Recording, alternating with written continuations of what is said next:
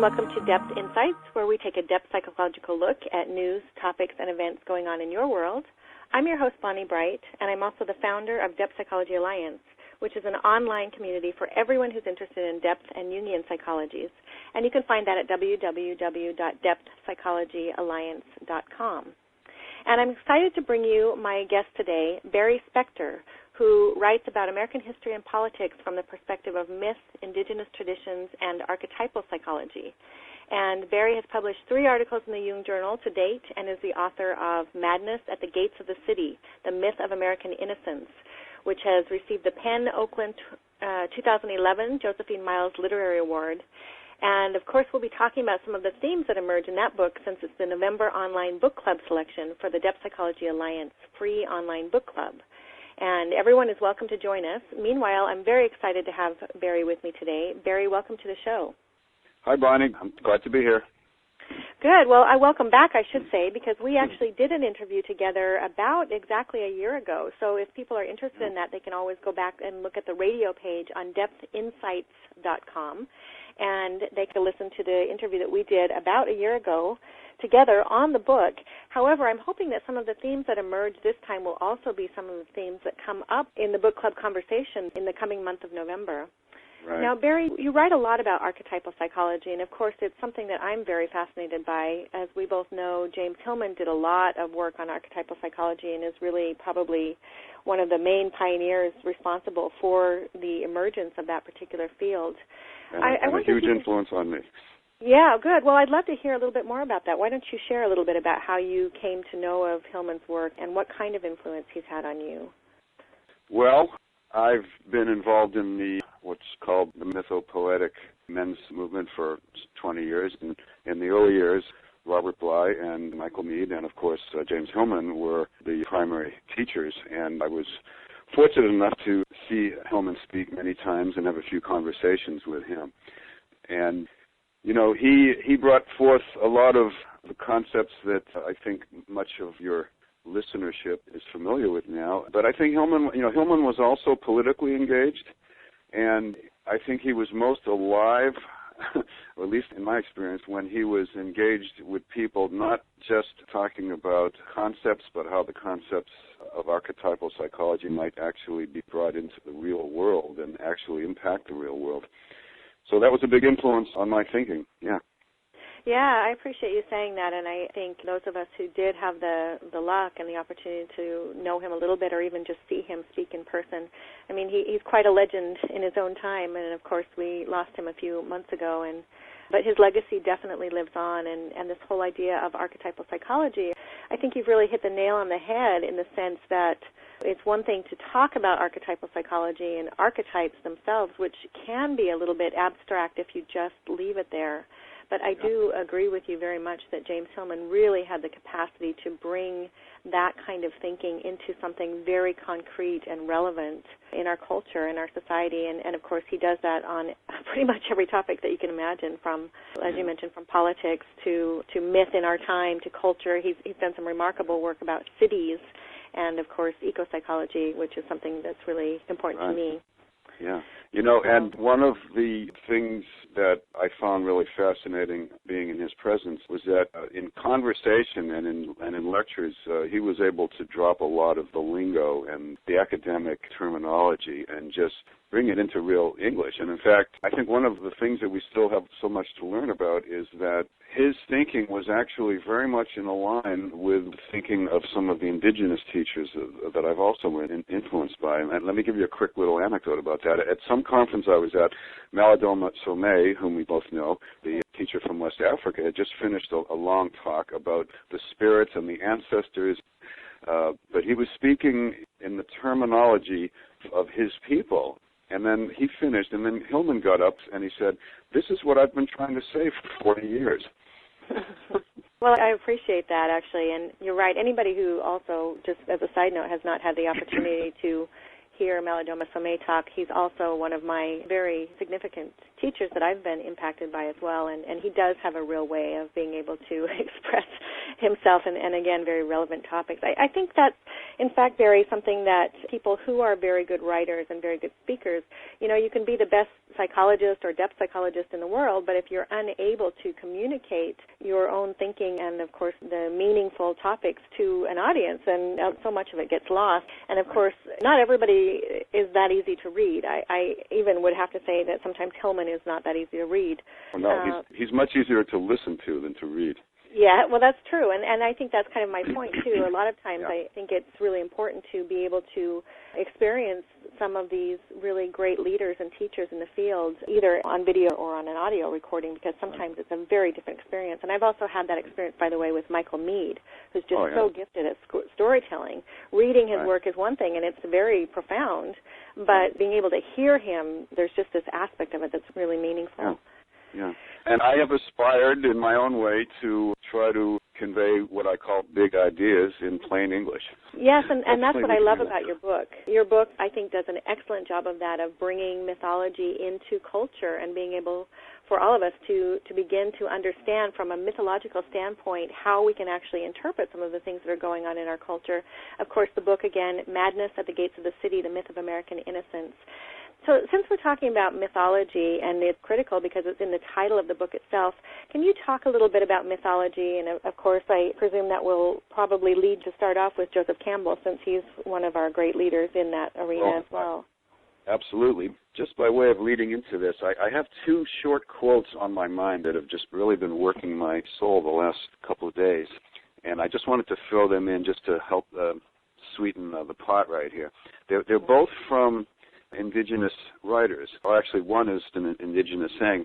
It comes from, we're told, from the Mayan people in Central America, and it's a very simple phrase. It sounds like En Lakesh, which is what people allegedly said to each other when they met a stranger in the forest. They would say En Lakesh, and it means you are the other me. And this other is from the Nigerian, I believe he's Nigerian playwright and poet Ben Okri, who writes, "To be born is to be weighed down with strange gifts of the soul, with enigmas and an inextinguishable sense of exile." So that's what's moving me right now, and maybe it'll help move the conversation. But to get back to what you're asking, I'm part of what I'm trying to do, and what clearly some of our mentors that we've just mentioned by name have been trying to do, is to bring this notion of what I call mythological thinking into the world. Because it seems pretty clear to me that our conventional teachers and leaders, political, academic, theological, have completely failed us. They've been unable to give us a perspective to look at the madness of our current existence. And so we need to have a broader perspective. So I think that if we can begin to remember how to think mythologically, or archetypally, you might say, or from another perspective, even from a pagan or animistic perspective, those are also terms that work for me. If we can remember, in our indigenous bones, we still know how to do this. We've lost the ability to think in mythological terms. Well, as modern people, we're not able very much anymore to think in terms of metaphor or nuance. We take everything, including all of our mythological narratives. We take them totally literally, and I think that's been one of the primary reasons for the mess of the 20th and 21st centuries. I mean, we are just alienated from our bodies, from nature, from the cycles of nature.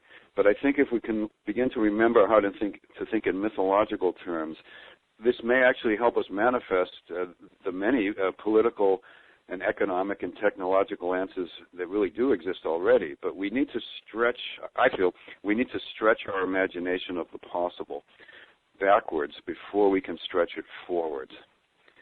Backwards into indigenous thinking and to begin to identify the great mythic narratives that move through our lives.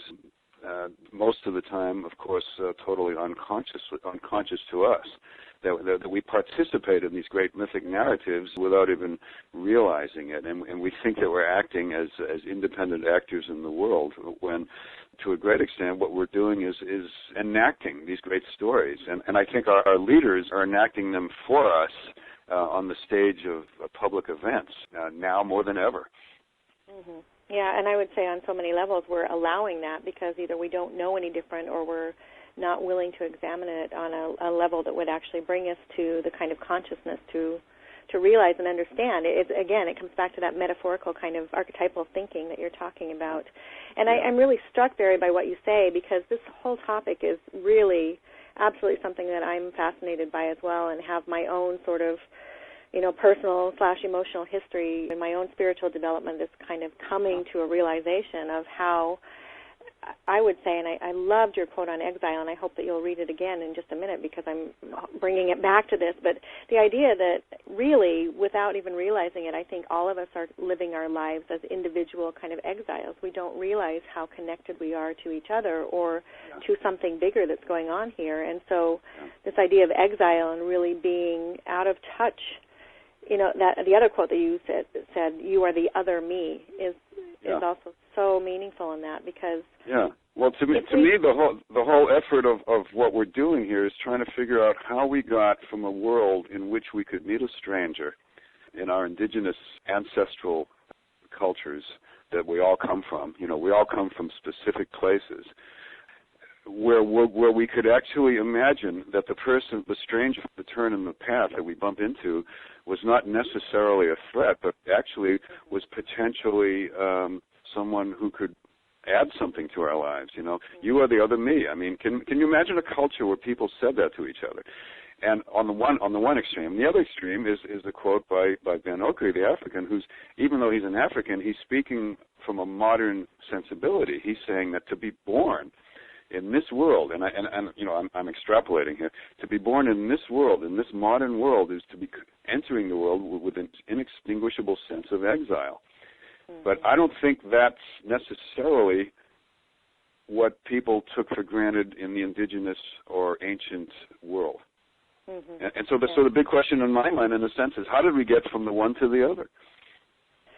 Yeah, that's a very big question, and I know that you begin to address it in your book, of course, The Myth of American Innocence. I hope you're writing a second book at the moment because this is all so critical, and it seems like you could go on forever about it. Thanks. At the moment, besides publicizing the book and taking notes for some future one, I'm actually having a great time writing blogs, which can be found on my on the book's website, madnessatthegates.com. And I've written about 40 blogs in these couple of years, and they're short pieces, and they're all on looking at current events from a mythological point of view. So that's one of the things that I'm really hoping to inspire folks to do, both in reading my book and in and hopefully having some great conversations online through your website in November. Yeah, again, I love that. We're very aligned on that because originally I started Depth Insights to be able to look at contemporary culture and events and to take a depth psychological look at that, which the mythological piece, of course, is, that's all wrapped up in that as well. So I have to admit I haven't had a chance to look at your blog site for a while, but I will definitely go back and do that, and I hope that others will too. Again, that's at madnessatthegates.com. I've had a lot of offerings on the political campaign of this year. But again, I'm not trying to be just another political analyst. When we've got more of those than we need. I'm really trying to bring in some archetypal, at least the potential of some archetypal insights and new ways of looking at what's going on. Excellent. Well, it's very timely for sure. And again, I mean, anything that's a current event is affecting all of us, whether or not we're actually discussing it or acknowledging it or not. And I would love to see more of these kinds of discussions go on Depth Psychology Alliance. I mean, it initially kind of started as an academic community, but there's just so much going on in both politics and just daily events, and there hasn't been much mention of that. So I don't know if people are just a little bit fearful of approaching it, or if they're just, and when I say they, I mean me too. It's the same thing, but, we all get so embedded in it. Sometimes it's hard to sort of even bring ourselves out of the culture that we're living in enough to be able to sort of observe from a distance and to look at it metaphorically, as you mentioned. Yeah, and there's a strong temptation to just retreat away from current events because they're not very encouraging these days. Right. We don't know what to do with them. Yeah. Yeah, and that's why I think we need to take a mythic or mythological perspective, and we need to talk about endings, and we need to talk about great cycles, and we need to talk about reimagining, and reimagining the myths that we live by, and confronting their power over us, and I would add grieving the state of things before we can begin to imagine new myths. I mean, a lot of people have been asking me in these last couple of years in interviews, what are the new myths going to be like, and so on. I can talk all day about that, but my first response typically is, why are you in such a rush to get, in a sense, to get past the notion of the idea of where we're at right now, and start, imagining, lighter approaches to things. I think we really need to focus. We need to feel. We need to really feel the situation we're in, and which is one reason why, as you know, my wife and I facilitate an annual Day of the Dead ritual, and we have ours coming up in November. Yeah, well, and you're opening a door to a new topic. Well, it's not a new topic because it's so related, but this need for grieving, and of course the Day of the Dead ritual is something that you guys do every year. I know it's coming up on November 3rd, so I just want to be sure and mention that right now while we're talking about it, so that anybody who has the impulse to attend that, I really highly recommend it. I've done some of that work with Malidoma Somé, and of course Joanna Macy's work touches on that as well, and there's just so many people who are doing that work, thank goodness, but I just think it's so powerful because it has to do with what you're saying, Barry, about being where we are right now and not just jumping to, new solutions or finding something that's new that is hopefully going to fix it, because we live in a culture where that myth of being able to fix it is also very powerful as well. Exactly. Yeah. We're much, as Americans, we're much more comfortable with doing than with being, if we, to risk a broad generalization. But of course, that's what I do. I do broad generalizations. So, well, somebody needs to, and it's to give us context, and that's what mythology does as well. It gives us context so that we can locate ourselves within a story, and then begin to turn around and observe all of the elements around us and understand where we are and what some of the possible outcomes might be if we don't change our ways, or if we do change our ways, frankly. And so I just think it's very powerful. And again, I don't know if I'm the only one. I suspect I'm not the only one that feels time is just speeding up. There's so much that's going on. I don't know if it's the bombardment of media or that is what. That is part of the experience of being a postmodern person, as they say, or in the 21st century. The pace of change is faster than ever before, probably in human history, and that alone is one of the fundamental reasons why most of us have a deep sense of exile. And I would say, as Americans in particular, why almost all of us have a massive backlog of unresolved grief. Not simply because of the way things are in the moment, but because as Americans, and especially let me be very clear about this, as white Americans, we have never adequately dealt with the consequences of our history. And as long as we're talking about myth, I'll just run to the next what it brings up in my mind.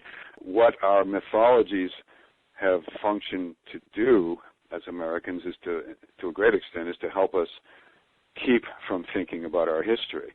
And now I'm reminded that you had mentioned Joseph Campbell a way back, and we got onto several distractions there. But let me throw a little bit of Joseph Campbell in here and see where this takes us. One of the real fundamental insights that I feel Campbell gave us was to describe the four functions of mythology.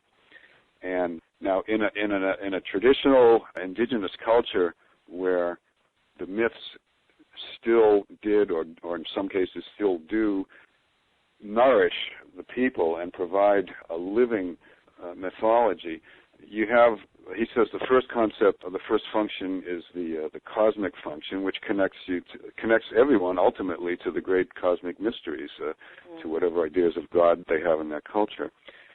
The second function, it connects from the mystic to the cosmological. It connects everyone to the great cycles of nature and provides the stories and the background for the great initiation rituals and so on.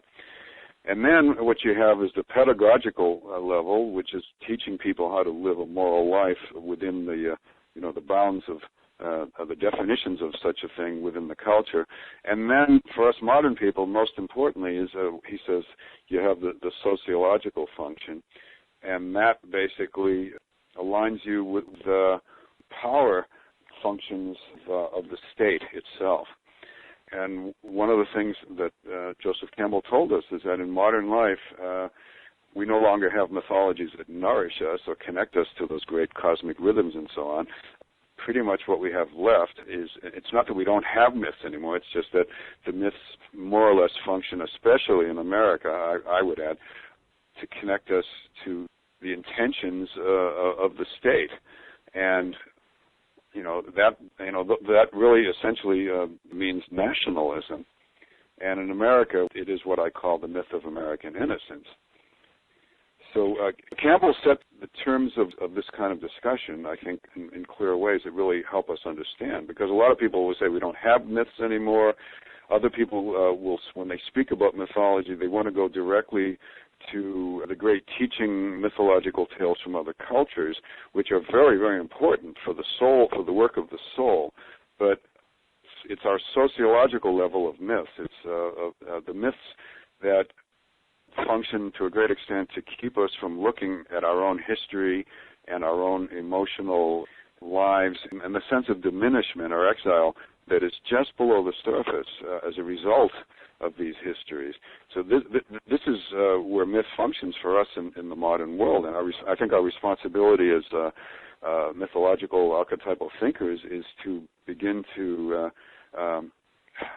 let people in the world know that there's a whole other conversation we can have, that mythology can give us that wider perspective beyond these levels that we're talking about, that you had mentioned earlier in the conversation.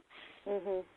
So what I hear you saying is that you're really talking about the sociological myth that we're sort of maintaining in a belief in an established order that things are how they are and that's how they're going to continue to be, and that we continue to support, a lot of times probably very unconsciously, the things that are going on in our culture, and we don't even really question them. It really points to a level of, I think, denial and disconnection that all of us are guilty of buying into at some level or another, and even, and it goes back to what you pointed out earlier about this kind of lack of imagination or the capacity to imagine a culture in which things are different than they are now. Is that what you mean by innocence when you talk about the myth of American innocence? To a great extent, and more specifically, I would say that, and it struck me in our first interview, I don't think I actually did actually define what I mean by the myth of innocence, so maybe I should say a couple of words about that. When I'm thinking of the myth of American innocence, I'm thinking of a 400-year series of narratives, novels, songs, children's stories, political rhetoric, sermons, films, and especially, of course, advertising, that justify American capitalism and racism and imperialism. And this is the specifically American part of it. They justify these things by blaming its victims and removing all guilt and responsibility from both its perpetrators and its beneficiaries. So it's very much of a political story, but it's a story that's manufacturing consent for the realities, for the political realities. And behind the stories are concepts, and the concepts of this are referred to by the stories are freedom and opportunity and individualism and competition. I mean, these are the characteristic American values. And according to these stories, the individual is a blank slate who is free to become anything he or she wants to be. And there's all kinds of paradox built into these stories, one of which is that this nation of individuals who, so each of us, according to this story, is born with no inborn purpose, that we can be anything we want to be. This nation of individuals is, curiously enough, is an individual among nations. That our nation itself, most of us, I think, liberals, not much less than conservatives, if we really look down at the roots of our concepts about identity as a nation, I think most of us our hearts still flutter to the notion that America has a divine purpose to bring freedom to the rest of the world. So here's one of the paradoxes. A nation of individuals is actually an individual among nations. You hear the term a lot lately, American exceptionalism. And at the root of it, that's what they mean when they speak about exceptionalism, is that this nation has a divine purpose to save the rest of the world. And yet, no other nation has gone to such lengths to define itself by excluding so many from full membership, including, rigid legal systems deliberately intended to divide natural allies, while at the same time telling ourselves pervasive stories of freedom and opportunity. So this is, as some psychologists, they'll talk about the things that will create a schizophrenia, the kind of, living with almost impossible contradictions. Gregory Bateson used to write about that back in the 60s. His theory was that when you live with such contradictions, it tends to create a kind of schizophrenic personality. What I'm suggesting is that it's mythology, it's our mythological stories that help us resolve those contradictions, or in simpler terms, as you were referring to, denial. Well, I think this is really critical. I actually had the opportunity to travel very recently to Dubai, which is in the United Arab Emirates, and of course is not some place that I have ever had the opportunity to go before, and probably not some place that many Americans would even really choose to go. I have to say I had a lot of expectations and fears and sort of preconceived notions about what it might be, even though they have a reputation for being very open-minded and very progressive, actually, on a number of different levels. And they're all about business. Yeah, well, I mean, and that's absolutely true. I have to say, I came back, and the first thing I said to some people who are close to me who are, I shouldn't say they have that way of thinking, because I think we all have that way of thinking that you just mentioned about this kind of exclusivity of America and how we're the world leader and all of that. But that is so rapidly changing, and it takes sometimes, being in the middle of a different culture that is growing so rapidly, like I saw in Dubai on every level, business primarily, so much construction going on there, even in spite of the religious limitation and things that I would consider, I guess, religious limitations still, it really was an eye-opener for me to just be able to take a step back and look at exactly what you're talking about and say, you know what, America, we've had our day, and there's a lot of books that seem to be coming out on this lately that are talking about how if we don't shift this myth that you're referring to, that we are going to have a very hard fall. And I think it's critical to start these kinds of conversations now. I don't know how it's all going to turn out, but I definitely think that we better be very careful, all of us, about just thinking that what's on the surface, going back to James Hillman, is exactly what is. I mean, we really need to begin looking beyond the surface. Yeah. Having said all that, Barry, this is probably wading into deep waters, but I wonder if you have any commentary on the myth of innocence and the upcoming presidential election, because that's a very critical topic on a lot of people's minds right now. Yeah. I usually don't watch these things because I usually get too emotional. And you know how the experience is of sitting and watching your candidate and wishing he would say something really strong and direct and powerful, and just getting so frustrated when he doesn't. But this time I was invited to go, and I'm glad I did, because I was able to take a bit of I watched the debate last week. It really, I was able to just sit back and and just try to look at it from this kind of broader perspective we're thinking about, and it's interesting. I was with a group of people, and when the debate was over, they started arguing about the minutiae of the differences between, the microscopic, in my mind, differences between the candidates on many of the subjects, or at least in terms of the extent to which Obama would allow himself to say anything controversial.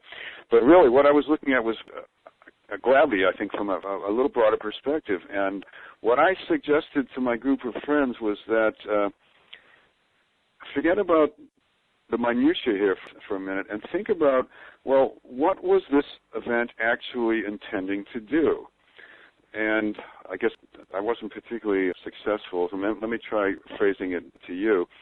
To me, what I saw the event being all about was reinforcing our myth of innocence, by which I mean we were presented with a 4-year annual quadrennial ritual in which most viewers, I suspect, came away with a notion that this is a system, a political system that's arranged to promote a democratic debate and a rational, clear discussion. But I think just below the surface, what such a ritual, and I'll call it a ritual for lack of a better term, was conveying to us was the sense that everything is okay. That here we had two potential leaders for the next 4 years enacting something for us. And what they were enacting, among many things perhaps, was the sense that they could be trustworthy, that everything was going to be okay. And both of them were very careful to not show body language or verbal expression that would take our attention away from the very center. And the very center is of course, what they were trying to appeal to, because the vast majority of people watching the debate, of course, had already made up their minds.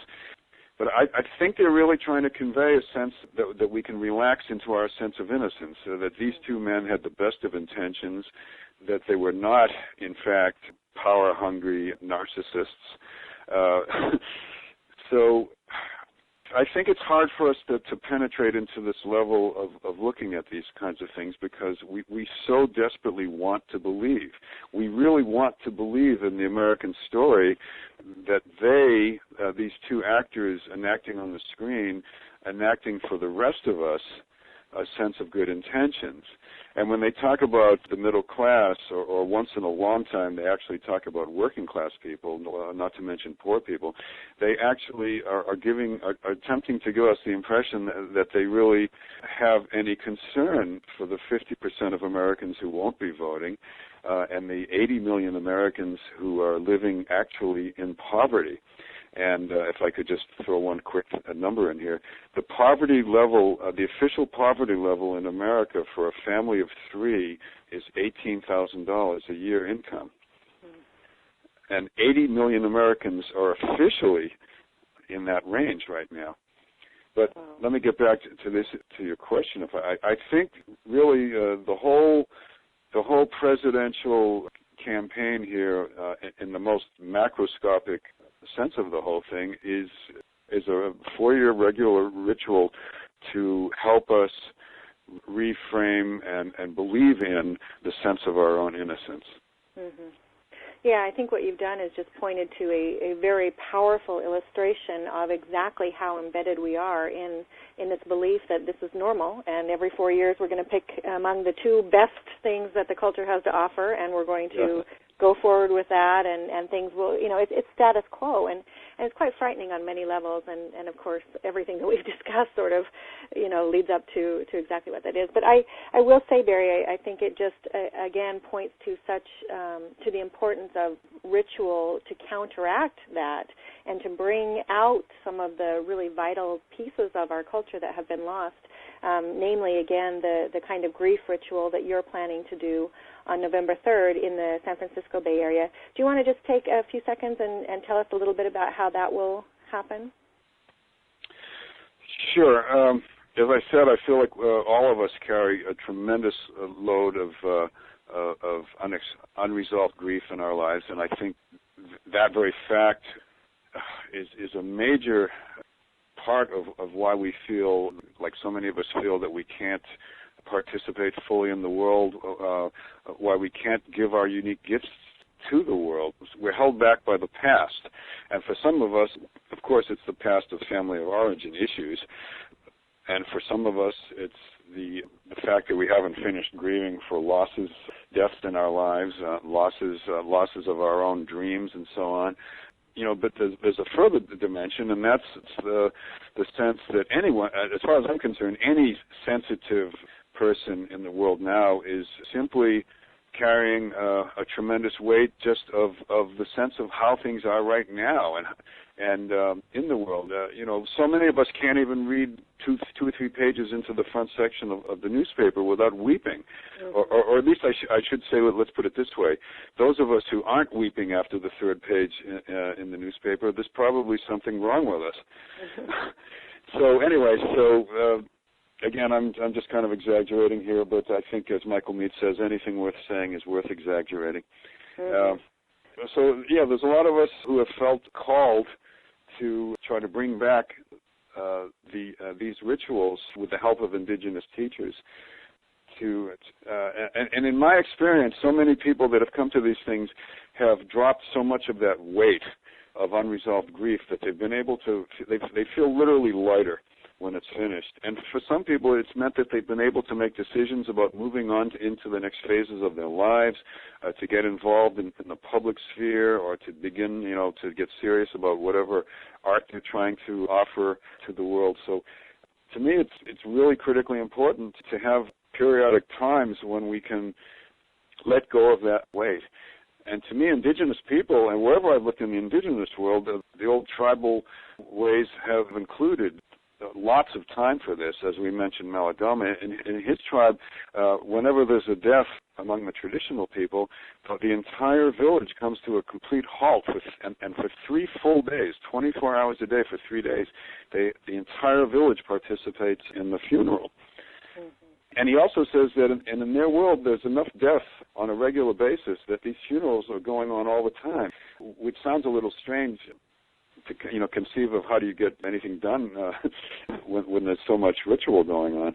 But the other side of that imagination is that when people have so much regular opportunity to confront and release the emotions that come up in connection with somebody else's death, that people like that are able they have very little backlog of anything unresolved, and they're able to live in the present in a way that we can barely conceive of.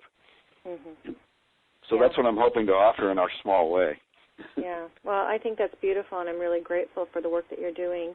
I mean, on my end, I have to say, I think ritual is such a critical piece of being able to put ourselves back into context with something that's larger than us, whatever you want to call that.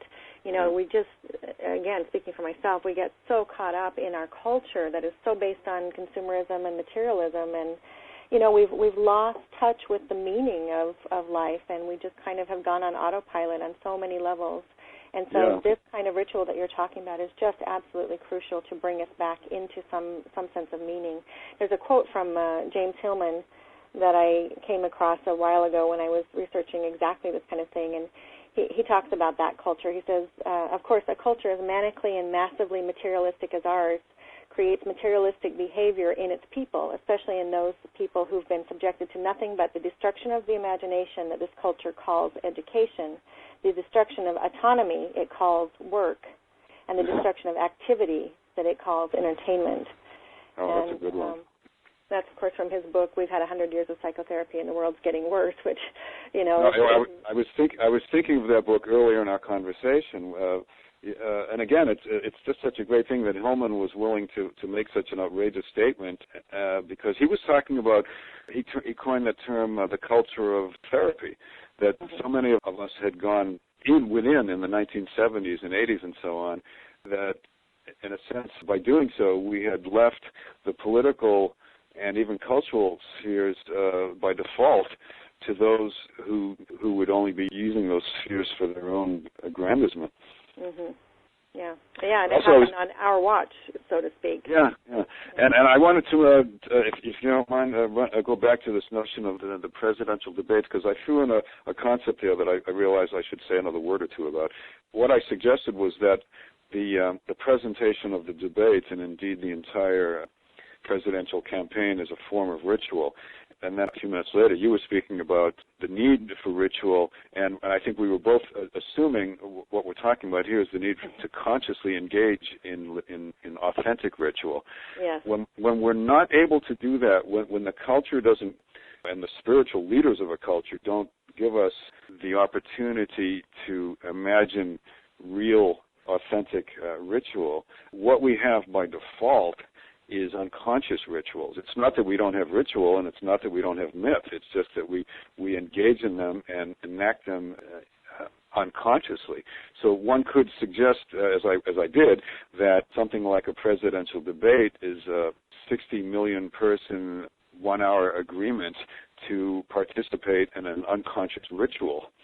Mm-hmm.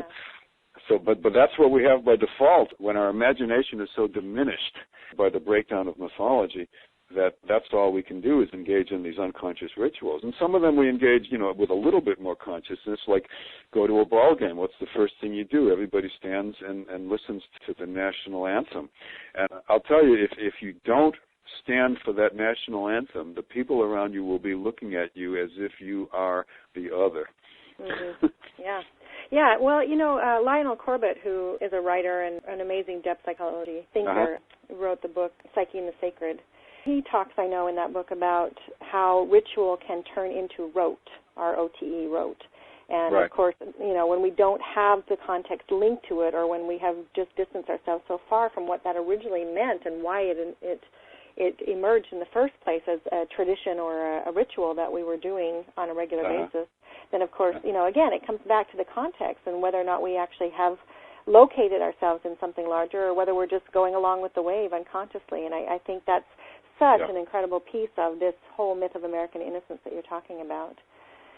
So, Barry Spector, thank you so much for being with me today. I'm really excited about the November online book club on Depth Psychology Alliance. Everyone is welcome to join us there. You can go to depthpsychologyalliance.com and join the book club there for the month of November. It's all done in a written forum, so you can make comments or ask questions at your convenience. And, of course, Barry will be on hand the entire month of November to respond and make comments and introduce us further into his remarkable work. And that is his book, Madness at the Gates of the City, The Myth of American Innocence. You can find out more about Barry on the Depth Insights website. If you go to the book club there and click on the month of November, you'll find out more about the book and about Barry. And you can also find more about Barry on his websites, both madnessatthegates.com as well as Barry and MayaSpector.com. And you can spell Barry's name B-A-R-R-Y.